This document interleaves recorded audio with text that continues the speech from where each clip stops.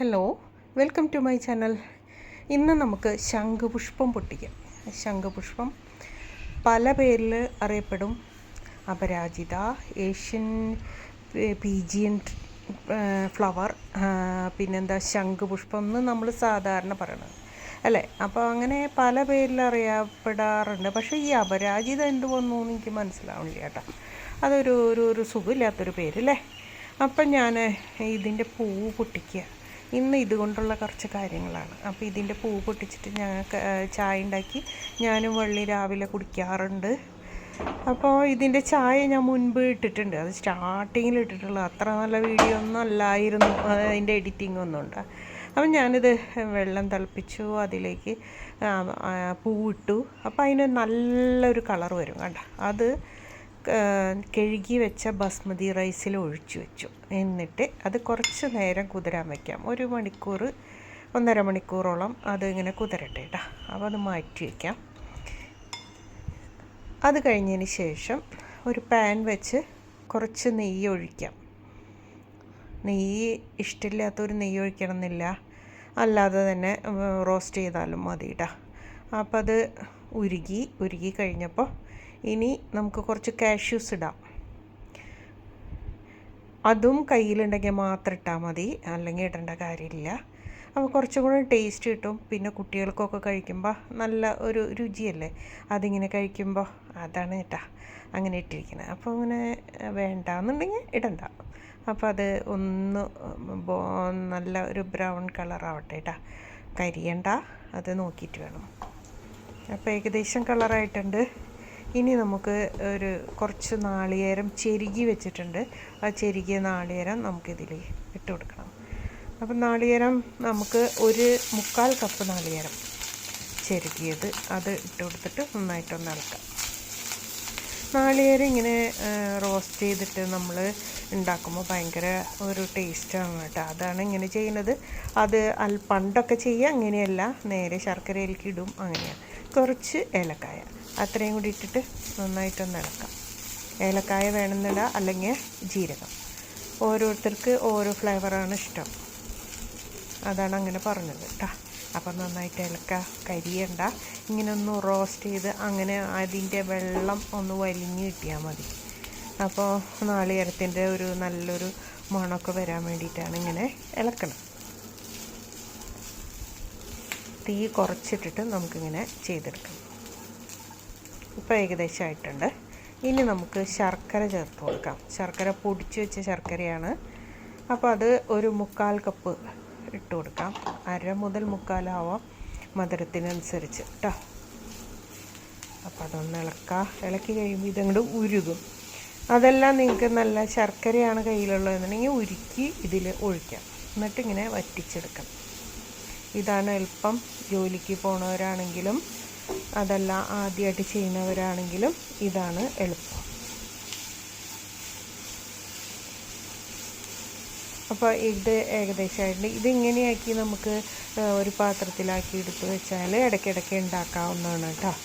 അപ്പോൾ ഇതിങ്ങനെ നന്നായിട്ട് ഒന്ന് വെള്ളം ഇങ്ങനെ ഇല്ലാത്ത അവസ്ഥയിലേക്ക് ആവുമ്പോൾ അതൊന്ന് ഓഫ് ചെയ്യാം കേട്ടോ. അപ്പോൾ ഇത് ഒന്ന് യോജിച്ച് വരും എല്ലാം കൂടി.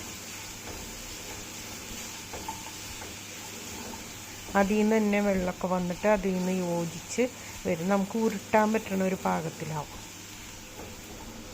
ഉണ്ടോ? ഇപ്പോൾ ഏകദേശമായി. അത് നമുക്ക് ഓഫ് ചെയ്ത് മാറ്റി വയ്ക്കാം കേട്ടോ. അത് എന്നിട്ട് ചെറിയ ബോളുകളാക്കിയിട്ട് ഉരുട്ടി വയ്ക്കാം. ഇപ്പോൾ ഞാൻ ചേർത്ത് കൊടുത്തത് അരിപ്പൊടിയാണ് കേട്ടോ. അപ്പോൾ അരിപ്പൊടി 1/4 കപ്പ് ഇട്ട് കൊടുത്തിട്ടുണ്ട്. അതിൻ്റെ കൂട്ടത്തിൽ ഇപ്പോൾ 1.5 കപ്പ് വെള്ളം ഒഴിക്കാം. നിങ്ങളുടെ അരിപ്പൊടിയുടെ വറവ് അനുസരിച്ചിരിക്കും കേട്ടോ വെള്ളത്തിൻ്റെ. എന്നാലും കുഴപ്പമില്ല, വെള്ളം കൂടിയാലും നമുക്ക് വറ്റിച്ചെടുക്കണമെന്നേ ഉള്ളൂ. ഇനി ഇത് നന്നായിട്ട് ഇളക്കി വെള്ളവും അരിപ്പൊടിയും കൂടെ യോജിച്ച് വരണം. അതിലേക്ക് കുറച്ച് ഉപ്പും ഇത്തിരി വെളിച്ചെണ്ണ അല്ലെങ്കിൽ നെയ്യ് അതും കൂടെ ഒഴിച്ചിട്ട് നന്നായിട്ട് യോജിപ്പിക്കുക. അതിന് ശേഷം വേണം തീ കത്തിക്കാനായിട്ട് കേട്ടോ. അപ്പോൾ ഇതുപോലെ നമുക്ക് ഇടിയപ്പത്തിനും ഇങ്ങനെ ചെയ്താൽ നല്ല സ്വാദാണ് കേട്ടോ. നമുക്ക് എന്താ പറയുക, കുഴച്ചെടുക്കേണ്ട കാര്യമില്ല. കൈ കൊണ്ട് ഇങ്ങനെ ചൂടുവെള്ളം ഒക്കെ ആകുമ്പോൾ കൈ പൊള്ളില്ലേ, അതിൻ്റെ ഒന്നും ആവശ്യമില്ല. അപ്പോൾ ഇത് ഇങ്ങനെ ഇട്ടിട്ട് കൈ എടുക്കാതെ ഇളക്കണം എന്ന് മാത്രം. തീ കത്തിച്ച് തുടങ്ങിയാൽ, തീ കത്തിച്ചിട്ടില്ല. ഇത് നന്നായിട്ട് വെള്ളമായിട്ട് യോജിച്ച് വരണം കേട്ടോ. നന്നായിട്ട് വെള്ളമായിട്ട് ഇളക്കി ഇളക്കി ഇളക്കി നല്ല യോജിച്ച് കഴിയുമ്പോൾ നമുക്ക് തീ ഓൺ ചെയ്യാം. അപ്പോൾ കണ്ട ഈ പരുവത്തിലാവണം. ഈ പരുവത്തിൽ വെള്ളവും അരിപ്പൊടിയും കൂടി യോജിച്ചതിന് ശേഷം തീ ഓൺ ചെയ്ത് നമുക്ക് വറ്റിച്ചെടുക്കാം കേട്ടോ. ഇളക്കണം, ഇളക്കിയില്ലെങ്കിൽ അടിയിൽ പിടിക്കും കേട്ടോ. അപ്പം നന്നായിട്ട് ഇളക്കാം.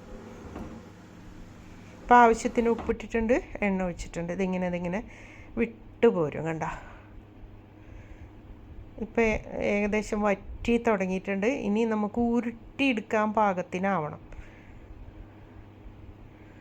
ഇങ്ങനെ ഉണ്ടാക്കി കഴിഞ്ഞാൽ നമുക്ക് കൊഴുക്കട്ടയൊക്കെ ഉണ്ടാക്കി കഴിഞ്ഞാൽ നല്ല സോഫ്റ്റായിരിക്കും. ഇടിയപ്പമായാലും നല്ല സോഫ്റ്റായിട്ട് കിട്ടും. നമുക്ക് ഇതിങ്ങനെ തന്നെ സേവനാഴിയിൽ നമുക്ക് ഇട്ട് കൊടുത്തിട്ട് നമുക്ക് നൂലപ്പൊക്കെ പിഴിഞ്ഞെടുത്താൽ നമുക്ക് കൈ കൊണ്ട് തൊടുകയേ വേണ്ട, നമുക്ക് നല്ല നൂലപ്പമായിട്ട് കിട്ടും. അതൊക്കെ യൂട്യൂബിൽ ഒരുപാട് വരുന്നതാണ് കേട്ടോ. അപ്പോൾ അതുകൊണ്ടാണ് അതിനെക്കുറിച്ച് കൂടുതലൊന്നും പറയാമെന്ന്. അപ്പോൾ ഇതിങ്ങനെ ആക്കി എടുത്ത് കണ്ട, നല്ല പോലെ ഒരു കട്ടിയൊന്നുമില്ല കണ്ട, നല്ല സോഫ്റ്റായിട്ടുള്ള മാവ് തയ്യാറായി. ഇനി നമുക്കൊന്ന് ഓഫ് ചെയ്ത് വയ്ക്കാം. ചൂടാറണ വരയ്ക്കും നമുക്കൊരു പാത്രം കൊണ്ട് മൂടി വയ്ക്കാം കേട്ടോ. അപ്പോൾ എല്ലാം ഒന്ന് ചൂടാറട്ടെ.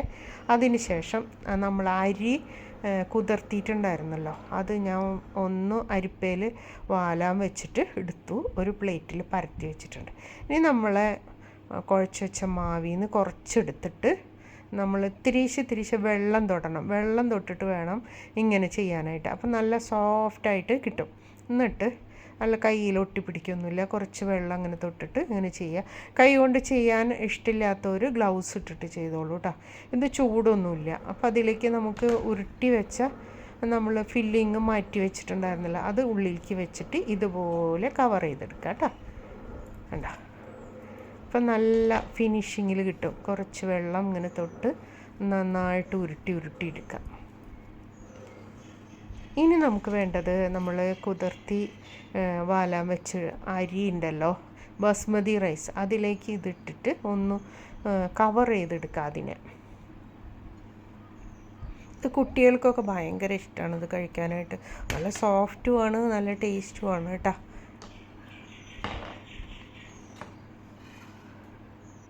ഇനി ഇത് മുഴുവനും നമുക്ക് ആവി കയറ്റി എടുക്കാം, സ്റ്റീമറിലേക്ക് മാറ്റാം. എന്നിട്ട് ഇതുപോലെയാണ് നമുക്ക് കിട്ടുക. കണ്ടോ, ആവി കയറ്റിയതിന് ശേഷം നല്ല ഭംഗിയിൽ ഇങ്ങനെ കിട്ടും. കണ്ടോ, കുട്ടികൾക്കൊക്കെ ഭയങ്കര ഇഷ്ടവും നല്ല ടേസ്റ്റാണ്, നല്ല സോഫ്റ്റുമാണ് കേട്ടോ. ആ കളർ തന്നെ ഒരു പ്രത്യേക രസമല്ലേ. അപ്പോൾ നമ്മൾ ആർട്ടിഫിഷ്യലായിട്ടൊന്നും യൂസ് ചെയ്യുന്നതല്ലല്ലോ, വളരെ ഹെൽത്തി അല്ലേ. നമ്മൾ അപരാജിത, നമ്മൾ എന്താ പറയുക, ഒരുപാട് ഗുണങ്ങളുള്ളതാണ്. അത് ഞാൻ പിന്നീട് വീഡിയോ ചെയ്യാം. അപ്പോൾ ഒരുപാട് വീഡിയോസ് നമുക്ക് കാണാൻ സാധിക്കും ഇങ്ങനെ. അപ്പോൾ ഉള്ളിലെ ഭാഗം ഇങ്ങനെയാണ് കേട്ടോ. അപ്പോൾ ഇതുപോലെ ഒന്ന് ഉണ്ടാക്കി കുട്ടികൾക്കൊക്കെ കൊടുക്കാം. Okay, by.